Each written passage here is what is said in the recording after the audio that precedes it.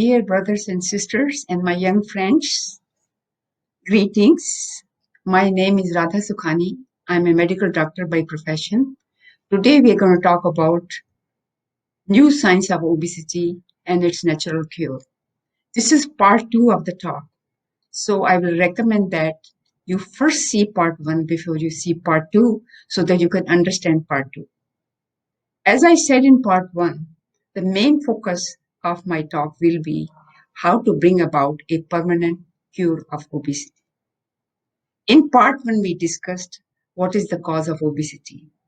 As I said, new medical science based on research has given us good insight into the cause of obesity and tells us that the cause of obesity is hormonal imbalance. It is because of the hormonal imbalance that a person eats more, moves less, and becomes obese. And this hormonal imbalance occurs because the foods are not natural and the lifestyle is not balanced. The new science of obesity empowers us on how to bring about a permanent cure of obesity. Not only that, it teaches us how to take care of obesity problem using natural solutions. Those of you who wish to have written materials on this subject can go and get it from our website www.foodlifestylebalance.com. The current video part 2 which you are watching as well as part 1 will be posted on YouTube section of the website. Now we talked about 6 issues related to obesity, out of which we have already covered 6 topics. Obesity prevalence, the epidemic of obesity of the last 50 years. What is obesity? What are the health and emotional effects of obesity? We also talked about why doctors do not treat obesity, why diet and exercise plans fail, and then we focused on new science of obesity. Today, we are going to talk about how to prevent and reverse obesity based on the new science we have and how to get rid of extra fat in our body, which is making us obese via new medical treatment of time-restricted eating. This new medical treatment of time-restricted eating has been very successful in reversing obesity and type 2 diabetes. Now, how to prevent and reverse obesity? Basically, the new science told us that obesity is because of hormonal imbalance. So if we fix hormonal imbalance, we will not become obese. And whatever extra fat we have in body, we can burn it by new treatment strategy called time-restricted eating. And we are going to talk about both of these. Now, as I said in part 1, new science of obesity tells us that obesity occurs because of hormonal imbalance, and the 3 hormones which get into imbalance is insulin, cortisol, and melatonin. Insulin is glucose utilization hormone, and it goes up when there's too much sugar and refined grain or refined carbohydrates in our diet. Higher the insulin, more the obesity. The other hormone which gets into imbalance is cortisol. So when we have more cortisol hormone in our body, the body becomes obese. And more cortisol occurs because of stress, physical illness, emotional, poor emotional health, and lack of sleep. Decreased melatonin occurs because of lack of exposure to sunlight and more exposure to blue light, digital devices. And when enough melatonin is not there in the body, you don't get deep sleep. So if we want to fix obesity, we have to fix all these 3 hormones, and that's what we're going to talk about. Now, to eliminate hormonal imbalance, the first thing we have to do is adopt natural holistic food. And second, balanced lifestyle with respect to 3 behavior cycles. Normalize our sleep-wake cycle, normalize our fasting and feeding time in a 24-hour day, and normalize our activity and exercise time.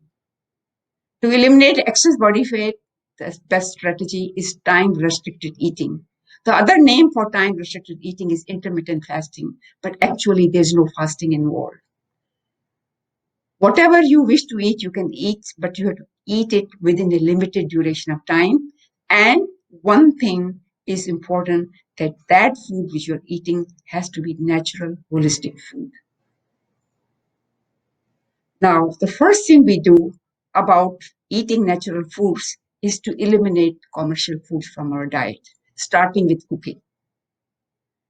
So there are two kinds of food which cause hormonal imbalance and excess fat in the body. And when I'm speaking of hormonal imbalance, I'm going to focus on insulin. So two foods which increase the insulin tremendously is sugar and refined wheat flour, and all the foods which are made from this. So if you want to bring your insulin down, you have to get rid of refined flours and refined sugar from your diet. The other food group which makes us obese is bad fat. And the bad fat in the diet is coming from refined oils. If you go and buy refined oils, it will come with a big stamp, no cholesterol. But that's incorrect. Refined oils are the biggest reason why body makes bad cholesterol. The body doesn't know how to use this refined oil fat. And 99% of the cooking oils available in the city markets currently are refined oils. May it be peanut oil, may it be corn oil, may it be canola oil, may it be sunflower oil, may it be olive oil. All these are refined. The only real natural oils are cold compressed oils like mustard oil, sesame oil, coconut oil, and ghee.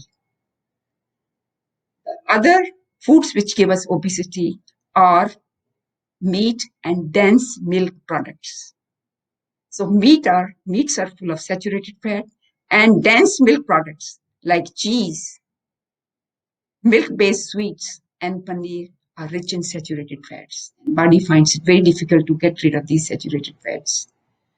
Paneer is become a staple in modern Indian diet in big cities.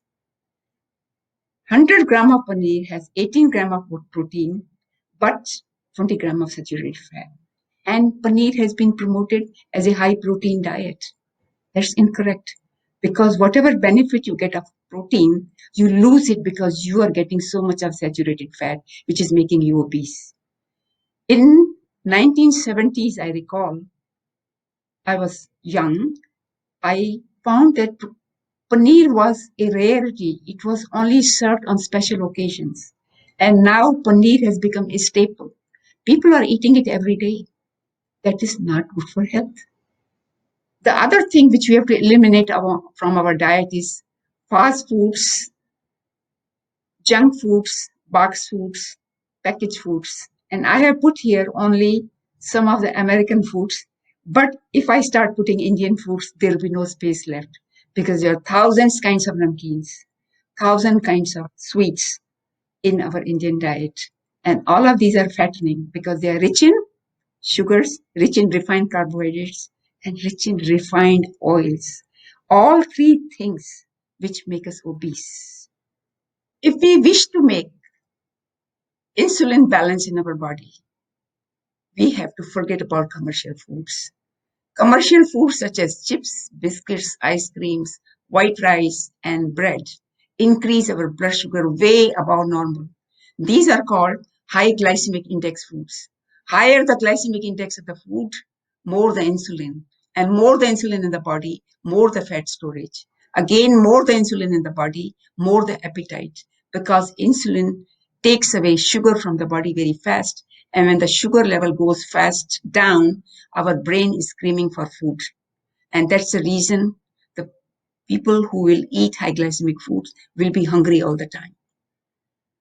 If instead of commercial foods, we eat natural foods such as whole grains, such as lentils, legumes, and vegetables, our sugar level goes up in the blood only slightly.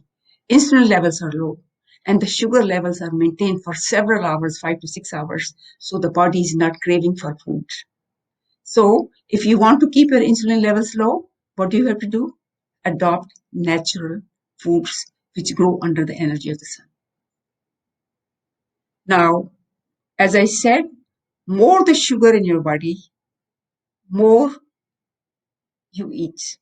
And this is like sugar addiction. And sugar addiction has been compared to cocaine addiction. And sugar addiction occurs when your food is rich in sugars and refined carbohydrates. So carb addiction cycle goes like this. You eat refined carbs and sugars. There's high blood sugar.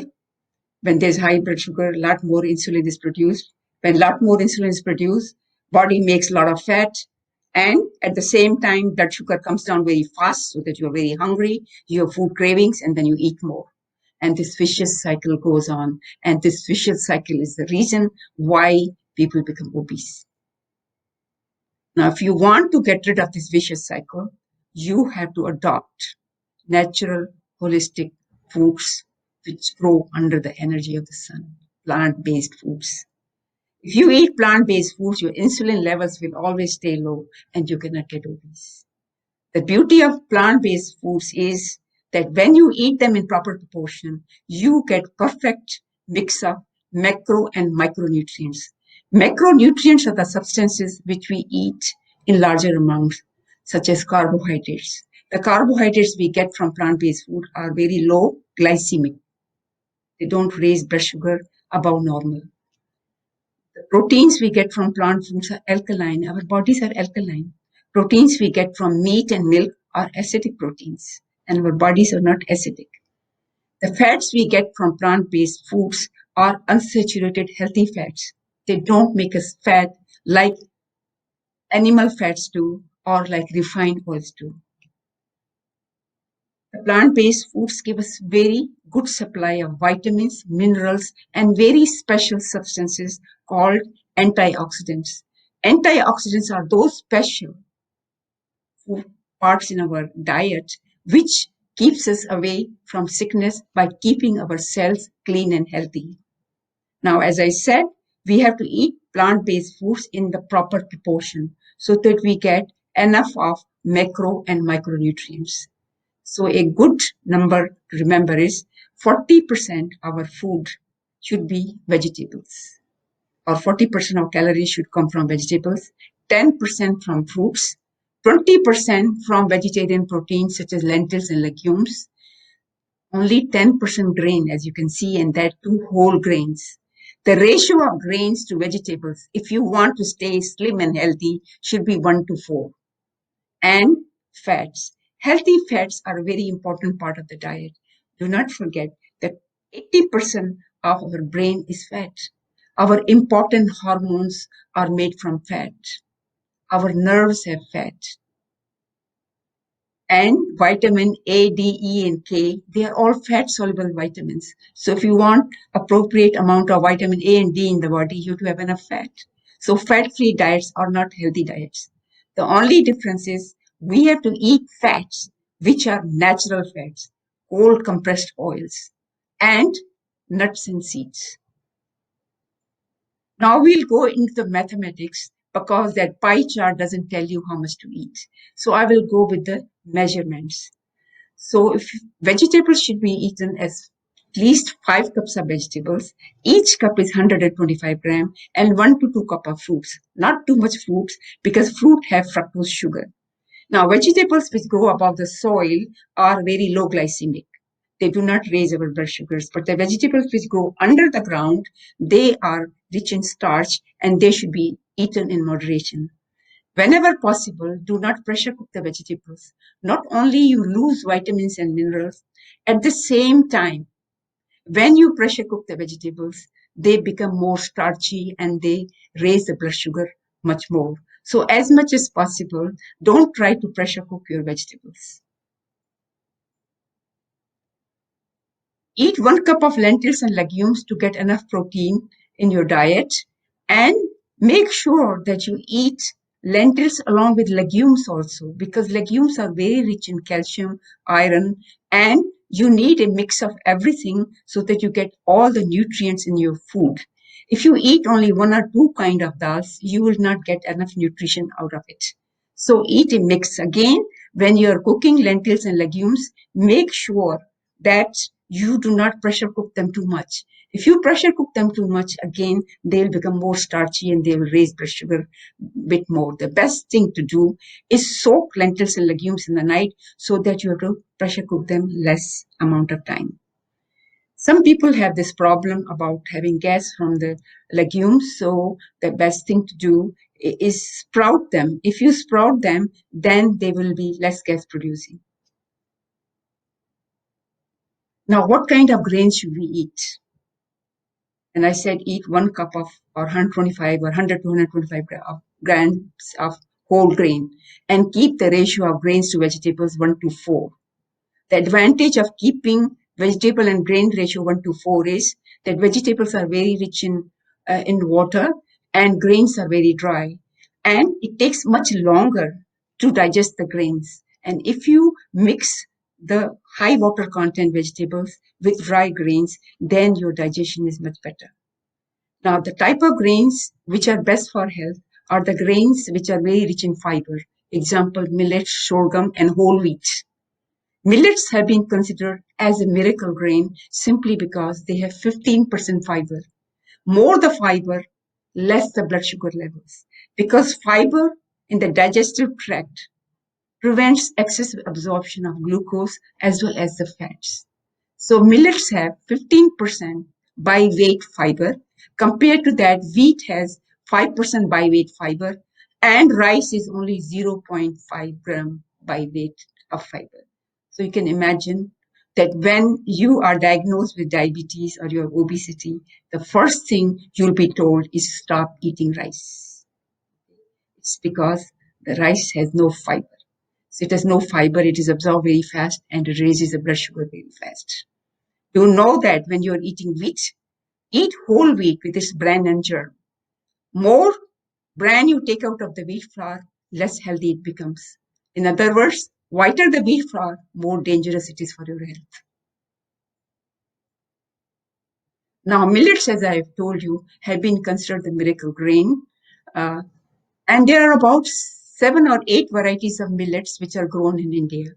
So millets are or used to be staple food in India, but in the last 50 years, rice and wheat has taken over. Dr. Khadarwali from Mysore gets the credit for reintroducing millets. He calls millet Siddhanya, the god's grain. He has used millets for treating food and lifestyle diseases with great success. And he's called Millet Man of India. He started millet mission movement about 25 years ago. And our Prime Minister Narendra Modi is very supportive and has introduced to the farmers encouragement that they should grow more millets, increase the land where millets are cultivated as it used to be more than 50 years ago. So what would I say if you have obesity and diabetes? What is your best grain to eat? Millets. Now, healthy fats should be an important part of our diet. As I told you, that healthy fats are needed by the body on daily basis. In fact, our nutritional sciences say that 20 to 30% of our daily calories should come from our fats, but healthy fats, not refined fats such as refined oils, not from meat and milk, because they are saturated fats which are not good for our health. So the best oils and fats to eat are cold compressed oils such as coconut oil, mustard oil, and sesame oil. I have to say few words about olive oil, which is sold in India. Olive oil in India is sold in big containers and is labeled as cooking oil. Olive oil is not a cooking oil. Olive oil, pure olive oil, is a cold oil. It cannot be heated. So the olive oil you are getting in India as a cooking oil is in fact 95% or even 99% refined oil, very little real olive oil. So don't think it is heart healthy. You really want to eat a heart healthy oil? Then eat sesame oil. It has the same qualities as extra virgin pure olive oil. Now, people typically tell me that Natural oils, cold compressed oils are expensive. And I said, try using them. You'll end up saving money because one spoon of cold compressed oils is equivalent in cooking to 4 spoons of refined oil because refined oil does not spread as well as does the real natural cooking oil. The sprouts have been considered prana food or source of life food by Ayurveda. Why source of life food? Simply because when you sprout a grain, when you sprout a lentil, when you sprout a seed, the amount of protein in it goes up 30%. There are more minerals in the sprouted grains and lentils, and there's more vitamin B complex. Sprouts have the additional advantage that they are very low glycemic. They do not raise the blood sugar, so there is not much insulin created when you eat sprouted food. Now, as I said in part one, healthy digestive bacteria are important to keep our body healthy and slim. But in order to have healthy bacteria in our digestive tract, we have to eat natural foods rich in fiber. We have to eat homemade yogurt because homemade yogurt is the only yogurt which has healthy bacteria for our digestive tract, not the boxed and packaged yogurt because they are pasteurized and all the bacteria in it die in the process of pasteurization. You will grow healthy bacteria also when you eat fermented food, especially food fermented with mustards. And in India, we have had the tradition of making mustard-based pickles, mustard-based raitas. So eat mustard-based pickles and raitas to improve your digestive bacteria. Now, balanced lifestyle is as important to maintain slim body as is holistic natural food. Balanced lifestyle is the lifestyle which is lived in harmony with 24-hour day and night cycle of the sunlight. This 24-hour day and night cycle of the sunlight is called circadian cycle or circadian rhythm. Circa means round, dian means day, and rhythm means harmony. When the body is in harmony with 24-hour day and night cycle of the sun, then we have perfect health. All the living beings on the planet are connected to these circadian rhythms. These circadian rhythms are the rhythms which decide for all living beings when to eat, how often to eat, when to wake up, when to sleep, when to rest, and when to be mobile. And you can imagine what modern human has done. They have walked away from the natural circadian rhythms. Now, balanced lifestyle in our bodies maintained by our circadian brain clock. Yes, we have a clock in our brain. Science has proved it. These are special cells in our brain which lie behind our forehead, behind our eyes. These special cells work like a clock and control the action of every organ in our body. Not only every organ in our body, this brain clock also controls our survival behaviors like feeding, sleep, and mobility. So all the organs in our body are connected to brain clock. During the day, they are active, they do their work, and in the night, they go into rest, repair, and rejuvenate mode. And what has modern human done? They have gone against this natural cycle. Our heart works 20% less in the nighttime. Heart rate is 20% less, blood pressure is 20% less in the nighttime. Our liver and pancreas only do storage activity in the night. They are not making any energy. So whatever food you eat after 8 o'clock is not used for energy, but it makes reserve energy, fat, which gets deposited in the body. Our digestive tract works during the day, but after 10 o'clock it slows down. And that is the reason modern human living in cities have such a big problem with acid reflux, indigestion, and so many other problems of the digestive tract because they are throwing food in the digestive tract when it is not functioning well. Now, I said the brain clock controls all our survival behaviors which are important to living. Sleep wake cycle, fasting feeding cycle, and rest activity cycle. All the living beings on the planet follow the brain clock. They're never obese, they stay slim. But when the human brings one animal into their home as a pet, they make them fat because they ruin their food and they ruin their lifestyle. So, lifestyle is important because it tells us about right time to sleep, right time to eat, and right time to be mobile, and right time to rest. Now, sleep and wake cycle is the key cycle. It controls fasting feeding cycle as well as rest activity cycle.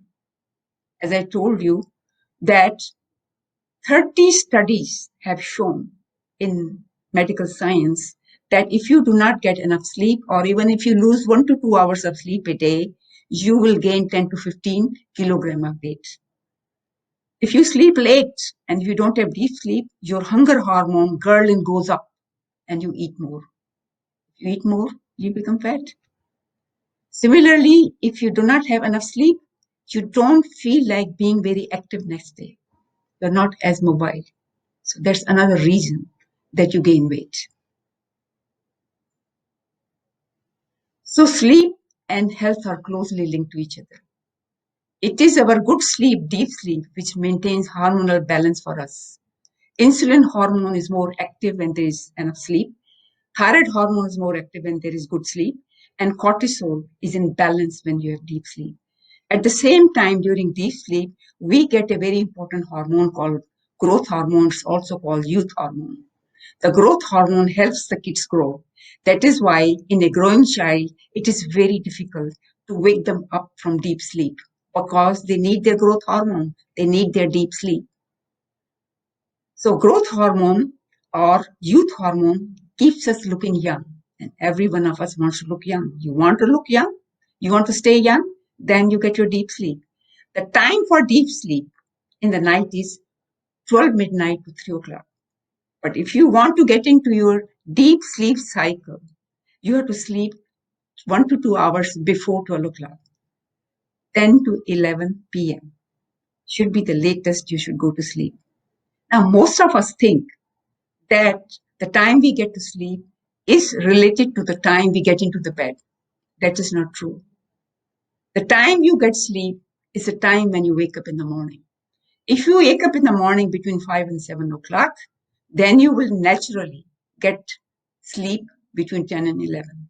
But if you wake up in the morning between 9 and 11, there's no way you're going to get sleep on the right time or you're going to get deep sleep. So what you have to do is wake up at the right time. Even if you go to a party and come back at 2 in the morning and your body wakes up at 6, 7 o'clock, get up. If you do that, your next day's sleep will be perfectly normal.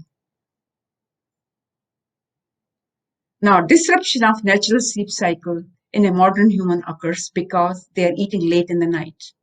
When you eat late in the night, then heat in the stomach or in our belly goes up. It is called Jatara Agni in our Ayurveda. So when temperature in our belly or core temperature we call it, is high, 1 degree centigrade, you cannot get deep sleep. In order to get deep sleep, body temperature has to drop by 1 degree centigrade. The other reason we do not get good sleep in the night is when we wake up late in the morning, as I just discussed with you. The third reason we do not get deep sleep is when we are sleeping late. We are connected to social media, we are connected to some excitement, argument, and so forth, or we are connected to blue light of digital devices. Blue light from the digital devices inhibits the release of deep sleep hormone melatonin in the brain. And that's the reason nowadays the digital devices have screens which will prevent blue light exposure. So if you do not have screens on your cell phones or your laptops, kindly get one so that your blue light does not disrupt your sleep. Now, fasting feeding behavior of all the living beings is under the control of brain clock or circadian cycle. The best digestion is during the daylight hours, between 7 a.m. and 7 p.m. Actually, rightly said, between 9 a.m. and 7 p.m., 10 hours. 10 hours of the day, we have the best digestion. We are making good energy out of the glucose we are getting from our food. Up to 9 o'clock, body is in a mode of excretion. So you will see that in a child. If you give food to the child at 7 or 8 o'clock, young child, I mean, they will refuse to eat because they are not hungry. Naturally, human is not hungry until 9 o'clock, but 9 o'clock in the morning. But what we are doing is we have created a habit of eating early. There's no need for that. If you want to keep slim, you eat for 10 hours and you fast for 14 hours. You will never gain weight. So, what are the rules about staying slim and keeping a balanced lifestyle and keeping our hormones in balance? Eat during daylight hours, preferably between 9 a.m. and 7 p.m. or 9 a.m. and 8 p.m. So, feed during 10 to 11 hours and fast during 13 to 14 hours. That will be the best solution to keep slim and healthy. Fasting hours have to be always greater than feeding hours. And do not eat more meals more than 2 to 3 times a day, because more frequent meals you eat, more insulin you will be creating in your body. So I want to focus on health hazards of late eating after 8 p.m. because it has become such a common habit of people in big cities in India. Everybody's eating their dinner at 10, 11 o'clock after they come back from their business. And I said, no, take your dinner to work if you're coming home late. Now, why should we not eat after 8 o'clock? Simply because our digestive tract slows down after 10 p.m. So food we eat after 8 o'clock tends to hang around and gets fermented and putrefied. So you get indigestion, you get acid reflux. In the night after 8 o'clock, there is very little carbohydrate burning because body is not using carbohydrates or glucose for energy. So all that glucose which gets into the bloodstream from our food gets converted into fat. So if you eat late, you have more of acid reflux, you have more of indigestion, and you get more obesity from fat storage. So now we are going to compare on what has happened in the last 50 years. What has changed in the last 50 years? When we eat and how often we eat. So not only what we eat is important, but when we eat and how often we eat is very, very important. Before 1970, I told you the incidence of obesity was less than 1% in the entire world. And in the last 50 years, obesity has increased to 30 to almost 50% in many countries. And what is the difference? When to eat and how often to eat has changed. Before 1970, eating opportunities were 2 to 3 per day. And after 1970, humans have got used to multiple meals, 5 to 6 a day. So insulin stays up the whole day long. Feeding time used to be daylight hours. People ate their dinner before 7 o'clock before 1970. Now people are eating late into the night. Feeding duration in good old days used to be 10 to 12 hours. And feeding duration in the last 40, 50 years has changed into 14 to 15 to even 16 hours a day. Fasting duration used to be 12 to 14 hours so that people stayed slim. And now fasting duration is so little, 8 to 10 hours. So 16 hours a day, insulin is high, and 8 hours a day, insulin level is low. And that doesn't help. Now, as I said, 70 to 80% of the glucose we get from our food is used by our muscles for energy. But our modern lifestyle is immobile, inactive, and that is the reason glucose is not used up. It lays there, not being used, and it gets converted into fat energy by the insulin. Now, what is the best time to exercise? And I see young people, especially young adults, exercising in the health clubs at 8, 9, even 10 o'clock in the night. And I wonder what it is doing for them.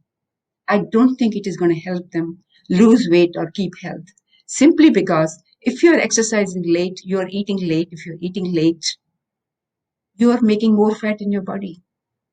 Next, you're also disrupting your sleep because when you exercise late, there's too much of excitatory hormone, adrenaline, and endorphins in your blood. And that does not let you get good sleep.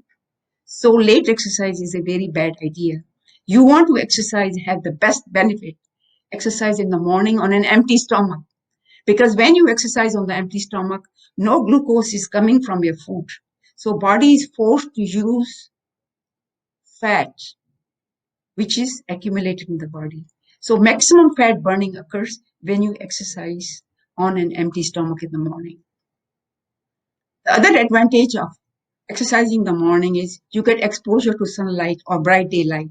So you're making a lot of melatonin. Melatonin, the sleep hormone, is synthesized in the brain only on exposure to bright daylight and morning light. So if you are not exposed to sunlight or bright daylight in the morning, you will not have enough melatonin in your body. You will not get enough deep sleep, and you will naturally gain extra 10 to 15 kilogram weight because your cortisol level will be too high. Now, exercise doesn't mean exercise 1 to 2 hours and the rest of the day do nothing. No, along with exercise, you have to be active the entire day. And that is why this new, very popular rule of 10,000 steps a day has come about. Now, everybody, especially the older people, cannot do 10,000 steps. So 3 to 4,000 steps is fine for them. But make sure you are active the entire day. If you are active the entire day, your metabolic rate is higher. And when your metabolic rate is higher, then you are burning excessive fat in your body. A good routine for mobility and exercise is to start with our traditional yoga and pranayama. Yoga and pranayama is an exercise not only for body, but it's exercise for mind and soul at the same time. The next is walking, especially brisk walking, because brisk walking has been compared to give as much benefit as running. And if you cannot do brisk walking, do regular walking for 5 minutes and do brisk walking for 2 minutes and repeat the cycle. And this will give you a good benefit of aerobic exercise as well as walking. Stair climbing is a aerobic exercise. So if you have stairs handy nearby, make sure that you do stair climbing on regular basis, morning and evening if you can, 2 or 3 stairwells each time.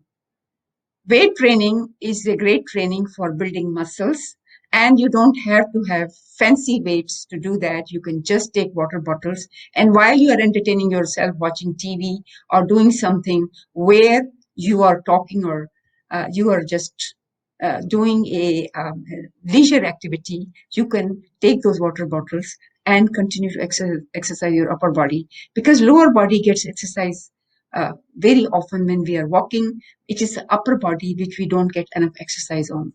And water bottles is a great way to do upper body exercise.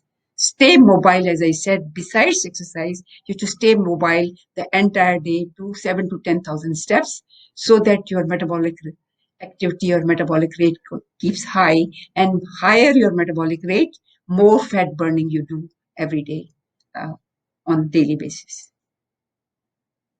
Now we'll come to new medical treatment called time restricted eating, which helps us burn excessive fat in our body.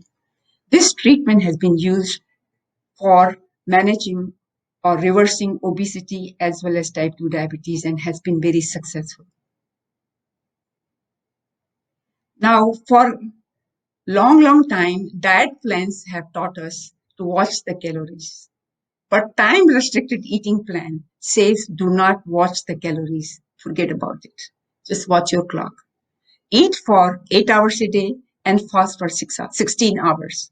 If you fast for 16 hours, your insulin levels will be so low that the fat burning will start automatically in your body. The key, however, is that when you are on time restricted eating, you are careful on what you're eating and eat only natural holistic food. And there is no restriction on how much amount of food you are eating. Some people have also call time restricted eating as intermittent fasting, but it's not a fasting. because you are not starving. In a 24-hour day cycle, you are eating whatever your body requires. The only requirement is that you eat natural, holistic food, not commercial food. Now, the credit for the science of time restricted eating goes to Dr. Sachin Panda. Dr. Sachin Panda works at Salk Institute in San Diego. He did a great experiment which gave us insight into how to burn excessive fat in our body. What he basically did was took 36 mice from the same parents so that they are genetically similar. He divided these mice into two groups. One group he allowed to eat only natural eating time of the mice. And the mice are nocturnal animals. They eat during night and they sleep during the day. So these mice were given food only during the night time, which is their natural eating time. The second group of mice were allowed to eat any time of the day. And the mouse eats by smell, sense of smell. So long they can smell food, they will continue to eat. So these mice were eating 24 hours a day and did not even sleep enough because they were smelling food all the time. Now, the amount of food given to each group of mice was exactly the same calories, same type of food. Now, they looked at these mice after 16 weeks. What happened? The mice who were eating in a time restricted eating fashion, feeding fashion, stayed same. They were active, they were slim, and all their blood tests came back normal. The mice who were eating ad libitum whenever they felt like, they were eating the same amount of food, but they became twice their weight. When they checked their labs, they found that they had high levels of glucose, they had fatty liver, they had swelling and inflammation in the body, and they lost their motor coordination. They couldn't even walk straight, couldn't do the usual activities which a mouse does. Now they took these fat mice and then put them back on time restricted eating. And guess what? Within few weeks, these mice became normal again. So time restricted eating helps. It prevents a person from gaining weight because time restricted eating burns fat. So body is in two states, we can say. When you eat food, you make insulin. When you make insulin in your body, then you store sugar in the liver as fat. And more the insulin, more the fat collection, and you become obese. The other body state is no food, fasting mode. When you are fasting, there's less insulin. When there's less insulin, body is forced to use fat which is stored in the body. So what you do? You burn fat. So if you want to burn fat, what are you going to do? You're going to do fasting or time restricted eating. Fasting is not fasting in the true sense because your body is getting enough food in the 24 hours, the normal food in 24 hours. So to make up your time restricted eating schedule, you can begin with 12 hours, 8 a.m. to 8 p.m. cycle, and you keep on increasing your fasting hours 1 hour at a time until you reach a time when you're fasting for 16 hours and eating only during 8 hours. It's up to you what time you choose for eating. You can choose 8 to 2, you can choose 9 to 3, you can choose 10 to 4, you can choose 11 to 5, or you can choose 12 to 6. But under no circumstances, you're going to eat after 7 o'clock so that you can maintain your fasting hours. So, time restricted eating is about eating in a 8-hour frame, but you build up slowly on your own pace. And I have seen typically within 2 weeks, people can bring back the schedule of 8 hours of eating and 16 hours of fasting. So when you are doing 16 hours of fasting and 8 hours of eating, your best option is to have 2 meals a day, lunch and dinner. And when you are skipping breakfast, you are eating your lunch late as one common meal, breakfast and lunch. And because you're eating only for 8 hours a day, then you are in the phase where you are storing fat. But when you are in the fasting mode of remaining 16 hours, you are burning fat because your insulin level is very low. So eating means high insulin, you store fat. And when you are fasting, insulin is low and you're burning fat. This is the principle or science of time restricted eating. So if you go and arrive on a time restricted eating plan of 16 hours of fasting and 8 hours of eating, you will start having weight loss. Very designed, methodical weight loss. In the very first month, you may lose 4 to 5 kilo. In the next 2 to 6 months, you will lose 2 kilo per month. And subsequently, by 6 months, you have lost about 12 to 15 kilos.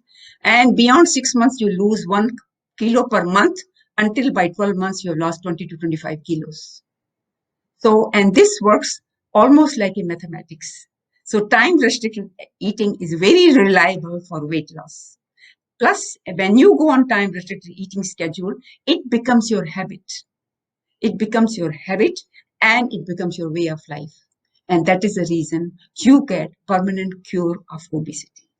The key about time restricted eating is that you have to eat plant based holistic food, natural plant based foods, and not commercial foods. If you eat commercial foods, you won't be able to practice fasting at all because you will be in the food craving mode because of high glucose and high insulin in your body.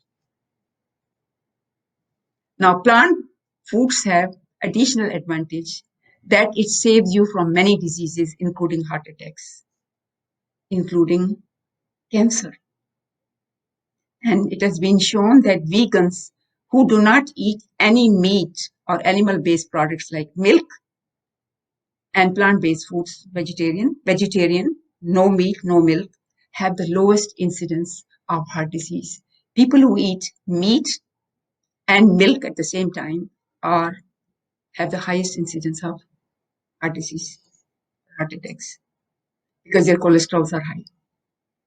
Now, plant foods are not only good for our health, but they're great for our environment. So we say, live and let live. If you're a vegetarian, you're living, you're letting other animals live. And at the same time, if you're a vegetarian, you're saving the planet. Why? Because 40% of our grain is given to livestock. Imagine, there are 7.5 billion people in the world. And to sustain them for meat and milk, we raise 20 billion animals and birds. They need food. So 40% of grain goes to feed them. And 70% of the fresh water goes to livestock. Imagine if you become vegetarian and more so even vegan, you are saving a lot of grain, you're saving a lot of fresh water, and you're saving the planet at the same time. Australian Vegan Society did a very interesting study.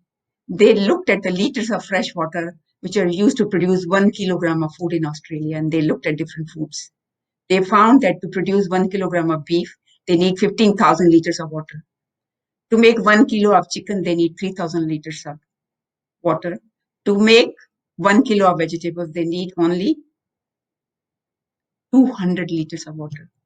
We know that to grow 1 kilo of millets, we need only 200 liters of water. So imagine if you become vegetarian, how much water are you saving for the earth? So I will conclude with pearls of wisdom on natural solution to obesity cure. And I'm saying permanent obesity cure. We have to know what to eat. Holistic, plant-based natural foods. When to eat? Daylight hours. How many times to eat? 2 to 3 times per day. When to wake up and sleep? Wake up between 5 to 7 in the morning so that you can have deep sleep and you can sleep at the right time. When to exercise and rest? Early in the morning so that you can burn fat which is stored in the body. So keep in mind what is good for our health.